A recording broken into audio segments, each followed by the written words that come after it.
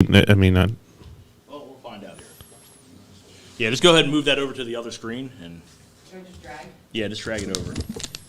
All right, folks. We might be we're back. We're back. We're live, pal. Yeah, I can see. Yeah. Well, there we go. So, ladies and gentlemen, we just had a power outage here at the studio. Quick little flicker. But we are back on the air. We are here talking about the Adrenaline Wrestling show last night. Yeah. I'm kind of thrown off by that. Yeah, no, we were talking about the match between Michael Zamato and with Ben Bishop and how they retained against Blackout, even though there was some interference by James Ellsworth. Him and Victoria got into it a little bit. Took the intermission, came back. Our main event ended up being Chris Slade versus Doyle for the ACW. He decided to cash it in. Oh, man. And what a cash in that was. Oh, what are you in with a 450 splash? Was that? It was a Phoenix Splash. Yeah, man. Which you don't see often. And if you don't know what a Phoenix Splash is, they like basically going up like a moonsault and then turning around and flipping into a 450. So that was a hell of a finish to a fantastic event. I'm so happy to see wrestling back in the state of Maryland. Yeah. It's been far too long, unnecessarily far too long. We could have been doing this outdoors. We could have been doing this outdoors. We could have been doing this socially distanced. We could have been doing this. However, I'm glad we're back. That's what I'll say. Yeah. I'm glad we're back. But moving on, I know we got some WWE news this week. We got a lot of WWE's news. Yes. We got a lot of more NXT stuff, but yeah. So we do have some WWE news this week. Why don't you? yeah, let me go over to my other document. I wrote it all down. I heard. I'll start off with this. I heard all the firings last week. Yeah. All the firings that happened last week. Yep. Triple H and Shawn Michaels were not informed until after they happened. Yes. Yeah, they happened, and for those of you who don't know, they happened during SmackDown. They happened during SmackDown. There were 13 firings from NXT that night. One of them being, shockingly, was Bronson Reed, who had just won the NXT North American title a few months ago. Dropped it to, I believe it was Leon. I can't remember. I think it was Leon Swerve Scott who won Isaiah Swerve Scott. Yeah. Good old Shane Strickland. Yep. My biggest regret was not booking him when I had the chance. Yeah. I booked him before he was. Had a chance to book him before he became like Shane Strickland. And needless to say, I passed up on it. Yeah, but this all comes from the firings. All come from the fact that Triple H is actually being blamed for the NXT failure against AEW. Wow, which is completely ridiculous. And this is being done by. So there's a big power struggle happening right now with NXT and WWE between those who want Triple H to take over and those who do not want Triple H to take over. Because there are people who do not want Triple H to take over who fear for their jobs if Triple H takes over. So they're using NXT's failure to kind of put that in place. Here's the thing. NXT didn't fail. No. There was no failure at all with NXT. I could go on for days about this, but I'll just say NXT, their biggest problem was running up against something. They were running up against NXT with a Monday Night Raw budget. Yeah. I mean, that's straight up what it was. They didn't have the tools. They didn't have the tools to compete. They had the talent to compete. They didn't have the tools to compete. I'm sorry, when you have a program, I mean, primarily that program's been an internet show. You got to establish an audience real quick. It's not going to come out. No. And I was talking to my dad yesterday. I think it always should have stayed a network exclusive. I understand why they put it on to try to curb the ratings for AEW. But once it ended up on TV, it lost that kind of indie feel that it had. Yeah. You know, it lost the thing that made it special. No, and I'll say this too, because I ended up listening to a podcast this week, and Tom Pritchard was on the podcast, and he was talking about why hasn't NXT picked up steam, and he brought up the thing, and he's like, oh, well, they're signing independent wrestlers, and that indie stuff doesn't work on the main stage. I'm just like, none of that had anything to do with the NXT talent failing or not being able to get over. I'm sorry, when you have your legs cut out from under you as soon as you get on TV, right? There's nothing you can do. Right. No, and, you know, for those of you who've been watching the podcast pit since the beginning, since we got back in studio during COVID, I called this over a year ago that NXT was going to fail. The NXT experiment is unfortunately over.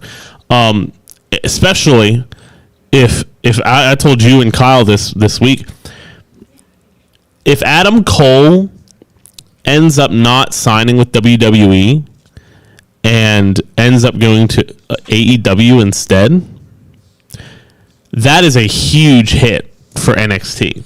Oh, I agree. You won't see NXT on TV in a year. It will not be there. It will go back to being just the developmental that it was, the performance center. It will go away because Vince will see that they had this. I mean, who you could really say is the poster boy for NXT. He is the biggest star to come out of NXT in a long time. And that's Adam Cole. That's Adam Cole. If that guy who they put all this money, effort, training behind, takes all that money, training, and effort, and goes to the competition, done. Oh, yeah. Done. You'll never see it again. And unfortunately right now, you struggle because you don't have a lot of big stars on that show. Yeah. You don't have the attractions that you used to. Well, you're struggling because of that, and then you have a lot of these old heads that come in, and it's wrestling. This is the way that wrestling is supposed to be. This is the way it is. This is how things work. Guys, I hate to tell everybody, that does not matter. Like, if you actually sit in a room with a television executive, they don't care about your well-worked match or that you played the crowd like as good as Harley Race in 1975. They really do not give a shit. It's just the way it is. I literally sat in a room with somebody from the Discovery Channel while I worked there, asking me these questions, like, why do wrestlers care about these well-worked matches? And like, we don't care about it. We want a story outside of the ring. Show us what you can do outside of the ring. And that goes against indie style a little bit. Yeah. However, there are stories you can tell there that people are reacting to, yet no one wants to hear that because it goes against their ideals of what wrestling should be. Yeah. And I think it's a problem.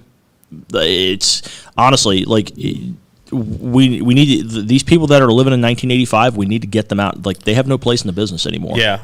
There's zero place for them. There's also more releases expected. Yeah. And morale is at an all-time low at NXT, and I can't blame them. Well, yeah. I mean, if you got anyone is after Wyatt being fired on the main roster with all these NXT guys, nobody's job is safe. Yep. Sans maybe the guys who hold the belt right now. Yeah. I wouldn't even put it past them to release them. I would. You can't release Roman Reigns right now. You can't release Bobby Lashley right now. You know, you can't release those guys. Those two guys alone are kind of keeping your product afloat in some areas. But the other thing is, apparently with all these firings, and this gets into some WWE, overall stuff, is with Wyatt being let go, the possibility, because it's not been confirmed, of Daniel Bryan and CM Punk going to AEW, the networks Fox and USA are not happy.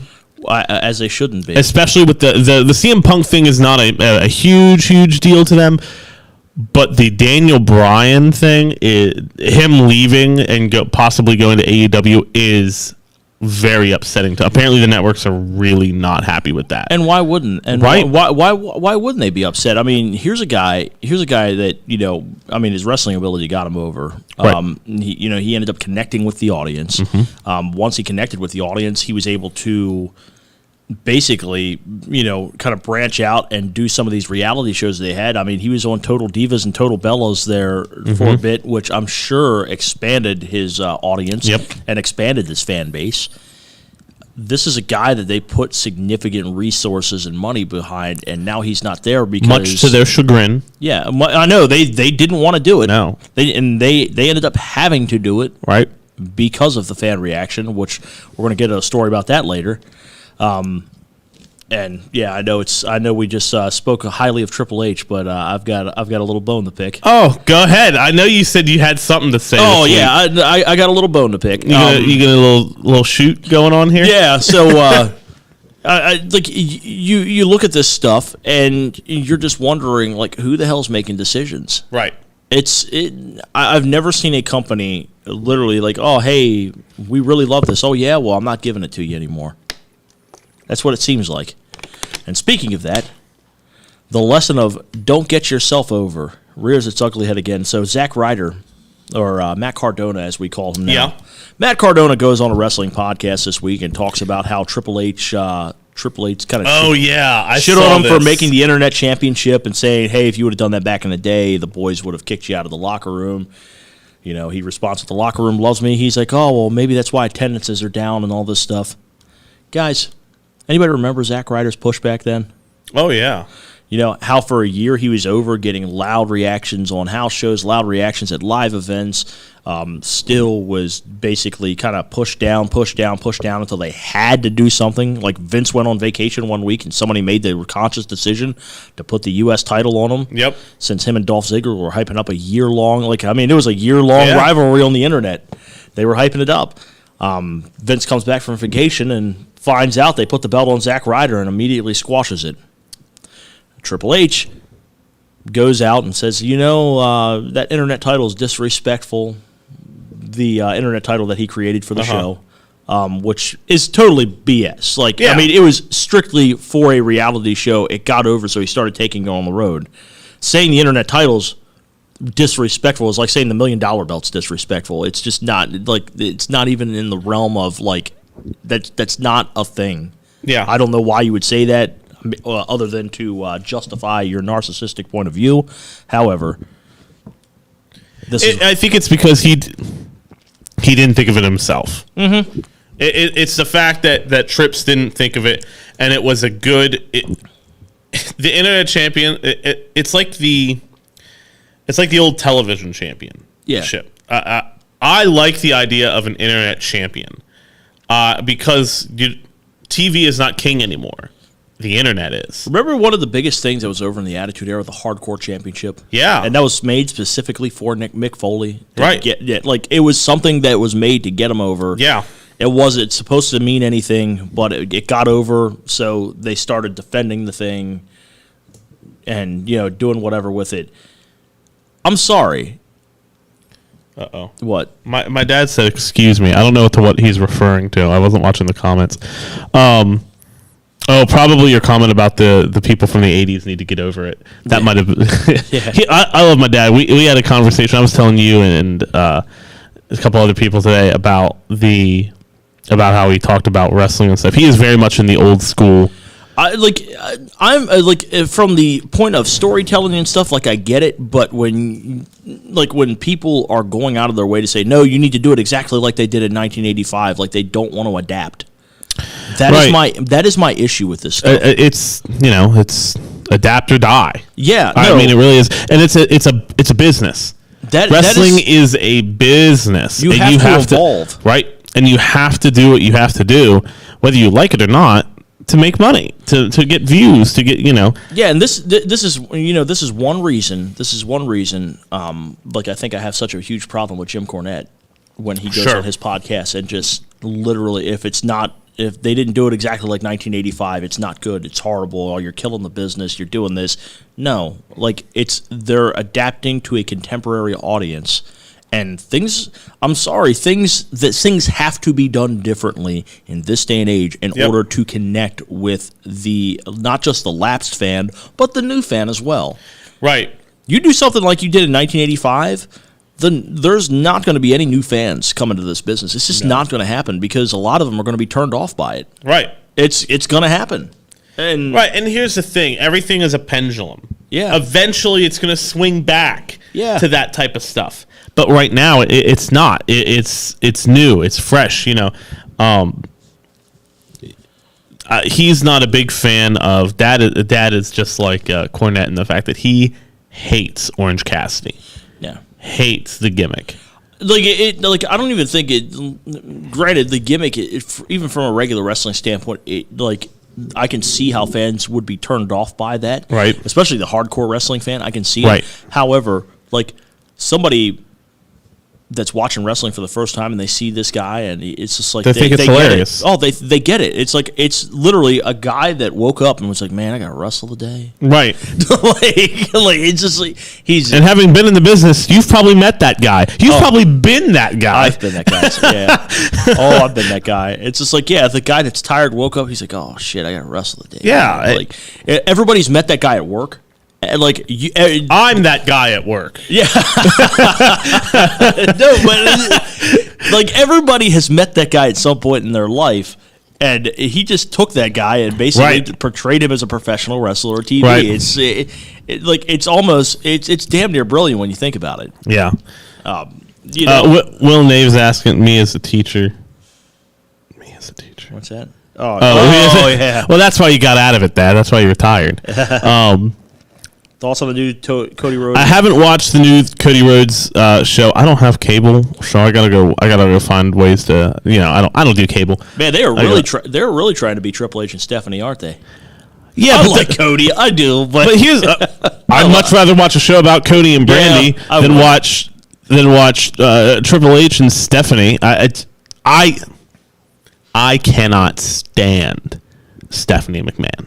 No, I can't. When they put a mic in her hand, I would rather have rusty nails pounded into my ears than listen to her claw her way through a promo that she is trying so hard to visualize and remember the cue cards somewhere that she saw backstage. I don't like the fact that she is horrendous. I don't like the fact that you could tell she kind of gets herself over on people.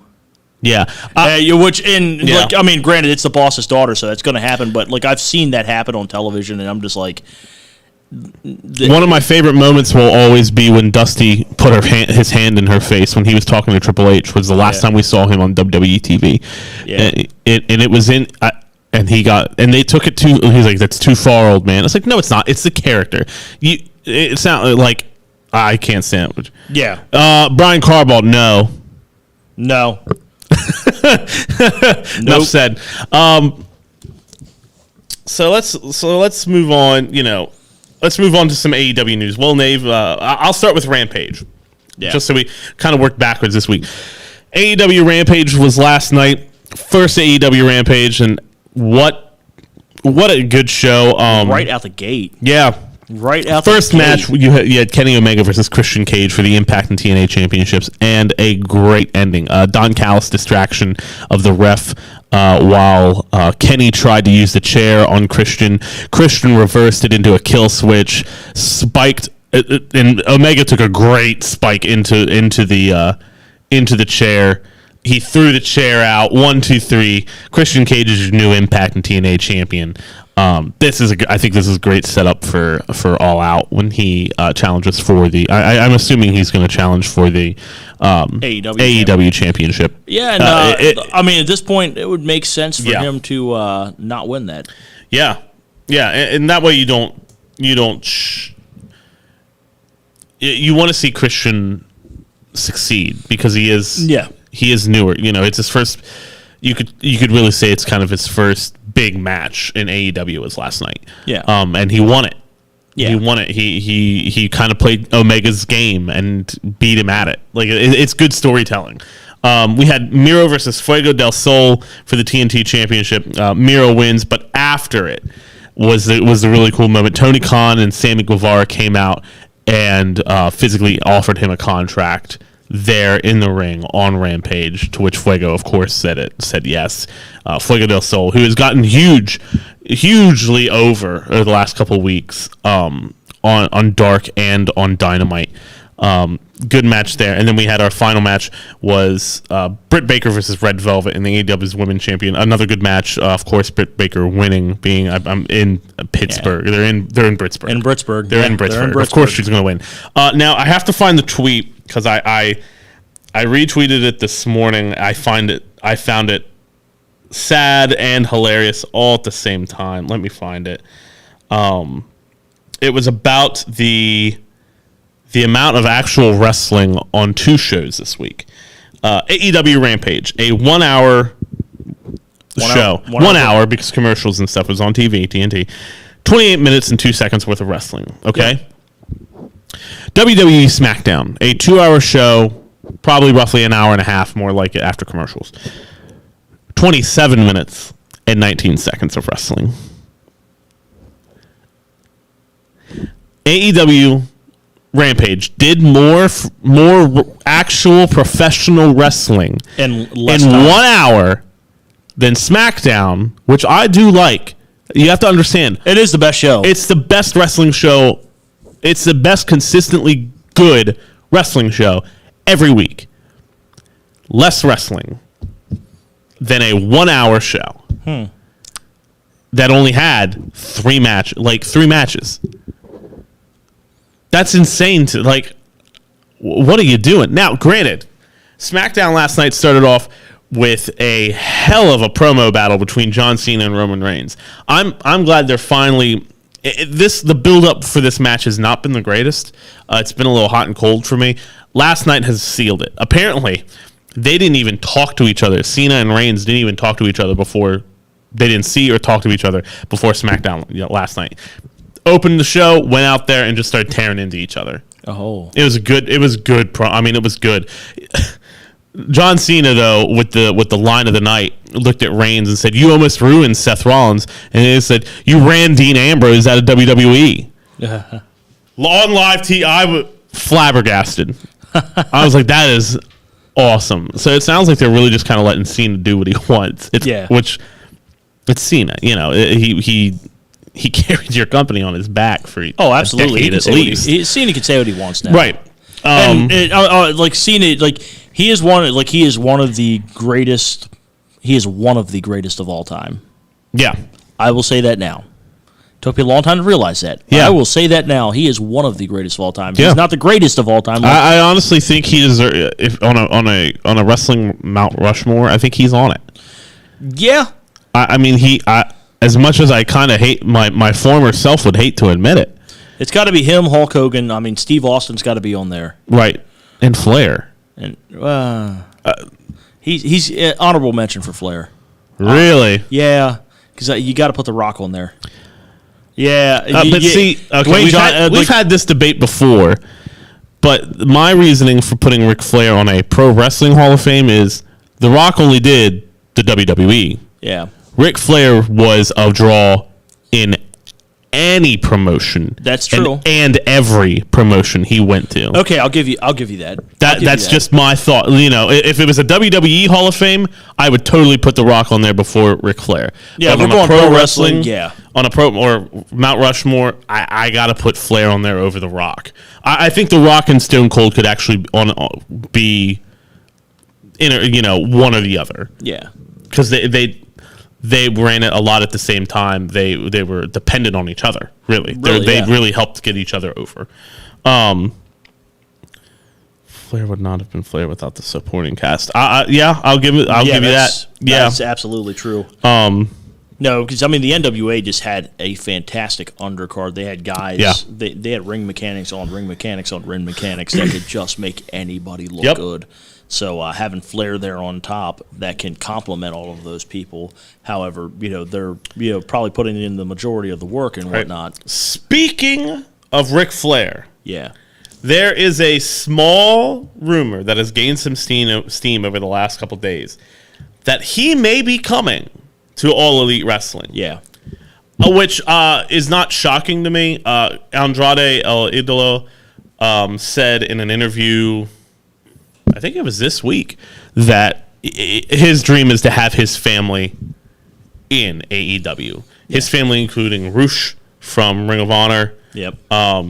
Ric Flair, Charlotte Flair, which people may think it.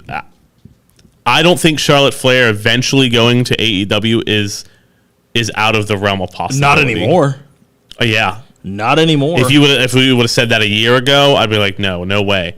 But I think there is the smallest of chances. That you can kiss that women's division goodbye in WWE if she goes over there. I'll say this right now: Charlotte is the backbone of that women's division now, and probably the greatest women's wrestler alive today. And I will die on that. I will die on that. I don't think that division will die. As long as you've got people. The other person who could carry it is Becky Lynch. Well, yeah, Becky Lynch, and she has some other things going on right now. No, I mean Becky Lynch could carry it, and Sasha Banks. I mean, she has been on top too. Bianca Belair. But yeah, I mean, without having that workhorse, I mean, if Bayley comes back, that's going to help. Yeah, like when Bayley comes back. However, if they lost Charlotte within the next year, holy crap! I don't think it'll be within the next year. But eventually, you have to start thinking like, sure, Charlotte is the top dog there, but to be honest, think about it. What's left for her there? There's not really much left. Not really anything. Not to mention, they booked her in a position to where it's going to take her a lot to get babyface sympathy if she ever turns babyface. Because the way they booked her and Rhea Ripley was horrendous. They booked her into a corner that she's not going to be able to get out of. It's sort of like Roman Reigns. What they did with him, they booked him in a corner that it took him 3 years to get out and come into his own. 3 years and an extended absence. Yeah. Extended. It took that long to erase just the nightmare that was Roman. And I'm sorry, Roman Reigns. I believe Roman Reigns when I see that character now. I do too. I think it's how he really feels and who he kind of. There's a part of him that really is. Absolutely. I know some of his issue was with the CM Punk comment made on the Cole Cabana podcast about make Roman Reigns look strong. I know fans latched onto that. However, WWE did him no favors afterwards when they booked him when he was continually fumbling promos. Yeah, booked him on top too soon when they could have just put Dolph Ziggler in that position for a year and had him ready by Dallas the next year. Yep. And I'll say that forever. He would have been. He would have been accepted by the fan base much sooner had they not tried to had they not tried to just go with that. Right. Yeah. Some other AEW stuff I want to talk about. Yeah. The Max Caster situation. Oh. Which is I know you're probably bummed about because I know you were a big Max I'm a big Max Caster fan. I think they were a little excessive. They were. I think 2 months was a little excessive. Oh, I don't. I think 2 months is a perfect time. If they would have done the 1 month of sensitivity training, I totally get. However, here's the thing: they gave Sammy Guevara 6. Well, yeah, I mean, and he said something much worse. Depending, I mean, the Simone Biles comment. I get that's the Duke Lacrosse thing was a step too far. Yeah, and I'm looking at this too, because. I'm looking at that. I'm just the one thing. I mean, I'm sure he probably said that in passing. I don't think he thought that anybody even freaking remembered it at this point. Right. And please don't think I'm I don't mean that in a bad way. I just when somebody talks and they just it's news that's so far long gone that you're just I'm in North Carolina. Hey, this was a thing that right. However, I understand why he was suspended. I mean, right. You've got to do some time. I think doing 2 months for a comment and passing may be a little excessive. However, I think he should have been suspended. The problem was if it would have been at a house show that wasn't on YouTube. Well, yeah, it was on an episode of Dark. But still, you gotta. How many views does that video have? Probably close to 700,000. That's significant. Yeah, and granted, I didn't get to. I still have not seen the promo. Well, because they edited it out. Well, no, eventually they dropped the video, edited it out, and put it back up. Well, yeah, I mean, it's still going to be out there though. Yeah. I could still find it somewhere. Yeah. I still have not seen the promo, so keep in mind I'm also speaking as somebody who hasn't seen it. I'm just hearing about it. Sure. So he's been suspended 2 months without pay. He has to do sensitivity training. He'll be back. Now he'll be on a short leash for a little while. Oh yeah, he's gonna have a governor, and just like they did with Sammy Guevara. Well, yeah, for a little while, but his governor was Chris Jericho. And you don't want to. For those of you who don't know the stories, you do not want to mess with Chris Jericho. Oh yeah, don't fuck with Chris Jericho. The fifth labor of Jericho is next week. It is MJF, which I was a little bummed about, but the stipulation is, and they're setting it up. It's a great setup. Is he is not allowed to use the Judas effect as his finisher. If I don't see him use the Walls of Jericho as his finisher, I'm going to be upset. And he is not allowed to come out to the song Judas, which is, of course, going to set up the audience singing the whole entirety of Judas. It is. They are. They're going to. It's going to be. I think it's going to be a good thing. They're going to continue to build to All Out. They're going to continue. They're going to start. They're going to build to next week's Rampage, which is the first dance.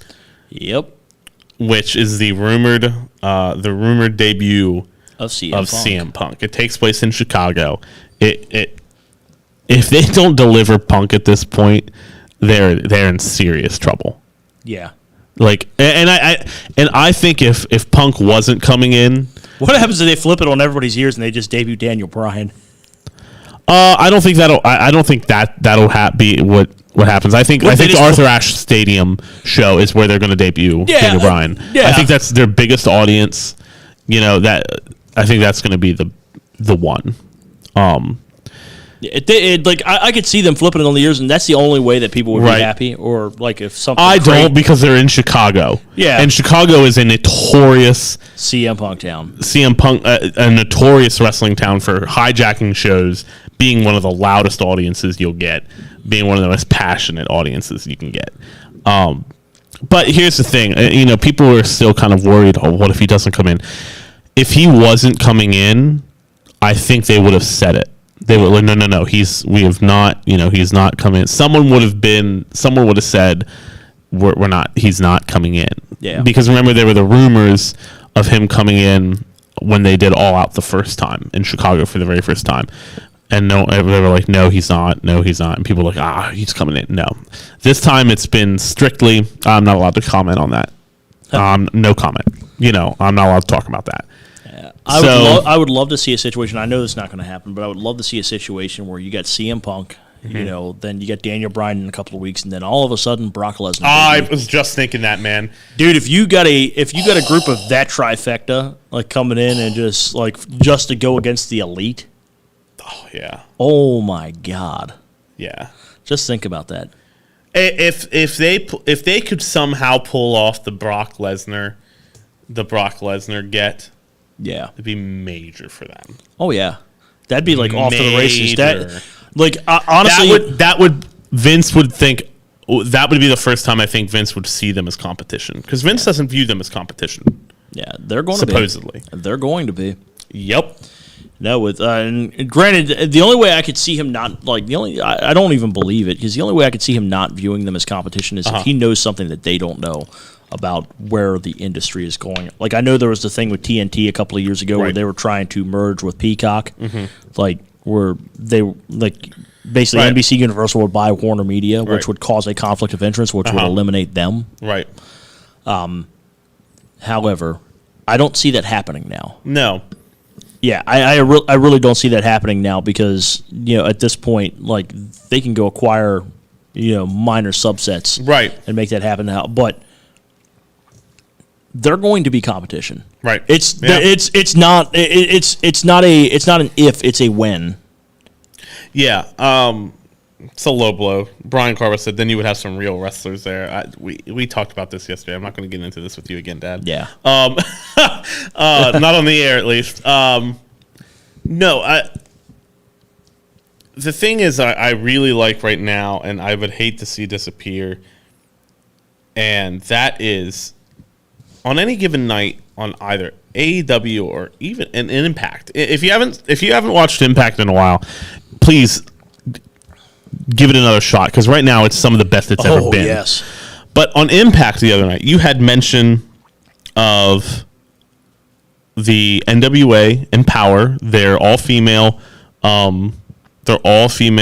Pay-per-view run by Mickie James.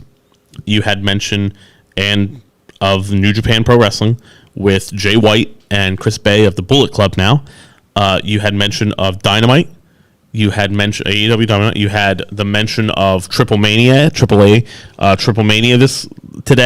think it's today and tonight. I can't remember. It's soon. You see all these companies working together. Yep. I think they even in Impact they talked about Ring of Honor. I mean it's kind of unprecedented. Yeah. All of these, you have one kind of bigger company in AEW that has started, I hate to say it, but the forbidden door is open. Yeah. I mean, you've got New Japan and Impact working together again, which they didn't work together over many, many years because of their treatment of Kazuchika Okada when they brought him in on his little outing and just treated him like he was a sidekick from the Green Hornet essentially. Yeah, they booked him as the costume and everything. So Impact and New Japan did not work together. That's why they didn't work together ever again. You've got all these different companies working together. And it's only just good. It's just good for business. Heck, you've got the Good Brothers going to defend their titles at a New Japan show against Jon Moxley and a mystery opponent or a mystery tag team. Yeah. So there you've got the Good Brothers who are on New Japan and Impact and AEW and Jon Moxley who's on AEW and now in New Japan. I don't know who his partner is going to be. I'm very excited to see. Yeah. I just... Who, Jon Moxley's partner? Yeah. I would, What if they brought Nick Gage back? That was my kind of just off the cuff. Like maybe it's Nick Gage. But I don't know. I think it might be not Tetsuya Naito. I cannot remember his name. I think it's a New Japan guy. I honestly think it's a New Japan guy. He fought Josh Barnett at Bloodsport number 2. Yeah, I know who you're talking about. Yeah, I cannot. The name escapes me. I'm sorry. But I think that's who it is. But